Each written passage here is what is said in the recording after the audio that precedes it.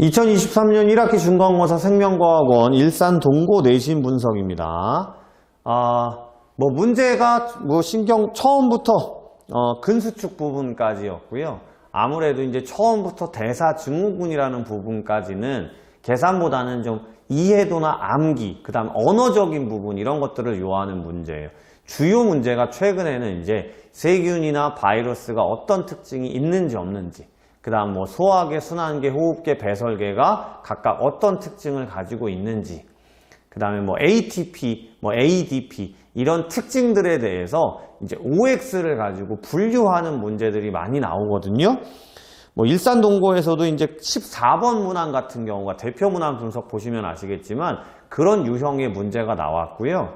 이제 그런 유형의 문제들만 선생님이 이제 모아서 학원에서 문제를 풀긴 했지만 아무래도 이제 신경전도나 근수축 파트가 조금 어렵고 고3에서도 이제 킬러로 작용하는 최상위 문제권이다 보니까 시간이 지나면서 그렇게 암기했던 부분들이 희석되다 보면 실수가 잦았을 걸로 보이는 거고요. 그렇게 꼼꼼하게 자기 것으로 만들어 놓고 꾸준히 암기하고 꾸준히 내신 기출문제나 이런 걸 통해서 그 내용을 가져가지 않았으면 점수가 낮지 않았나 보여요.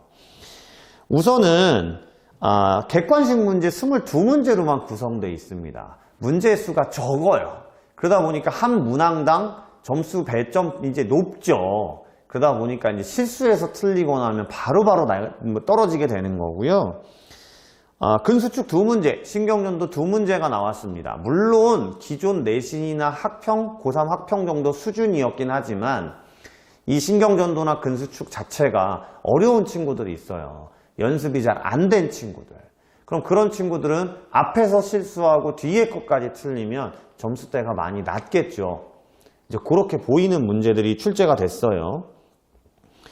아무래도 어쨌든 그래도 공부를 하는 친구들은 할 거 아니겠습니까? 그러니까 이제 90점대 중반 요 정도가 2등급을 나타낸 걸로 보면 어쨌든 1등급 맞기 위해서는 거의 실수가 없었어야 되는 그런 시험 난이도라고 보시면 좋겠습니다. 대표 문항 분석도 보면요. 타 학교 내신 문제랑 유사성이 많아요. 물론 21번 문항 같은 경우가 2018년 고3 수능 문제를 변형한 것이고 22번 문항도 기존의 고3 모의고사 기출 형태이기 때문에 저희 학원에서 신경전도 특강 교재를 통해서 그런 그래프가 차이가 나는 것들도 물론 소개를 하고 설명을 해줬지만 그런 유형의 문제를 많이 접하진 않았을 거거든요. 그러니까 한 번, 두 번 풀 때 그 그래프 변화에 대해서 본인이 너무 어려워, 이해를 못했어 하고 넘어갔다면 당연히 힘들 수밖에 없는 시험이었습니다. 그러니까 앞으로는요. 이런 최상위 문제가 나오는 유형에서는요. 변화되는 문제에 대해서도 정확하게 이해를 하고 넘어가야 되는, 그래서 비슷한 형태의 문제가 보기만 변형돼서 나왔을 때도 그 부분을 이해할 수 있어야 되는 거고요. 대표 문항 분석에 보시면 12번 문항 같이 신경 전달 물질의 억제나 촉진과 관련된 유형도 많이 나오는 형태는 아닙니다. 이번에 2023년도 중간고사에서도요. 능곡고나 이렇게 특이한 학교들 여기에서만 몇몇 문제가 출제가 됐었고 기존의 내신 기출문제나 고3 모의고사에서도 출제율이 낮았기 때문에 물론 학원에서도 이런 부분의 문제들을 설명은 했지만 결국에는 이번 일산 동고의 가장 중간고사의 포인트는 매번 나오는 내신 기출문제에선 절대 실수하지 않아야 되고요.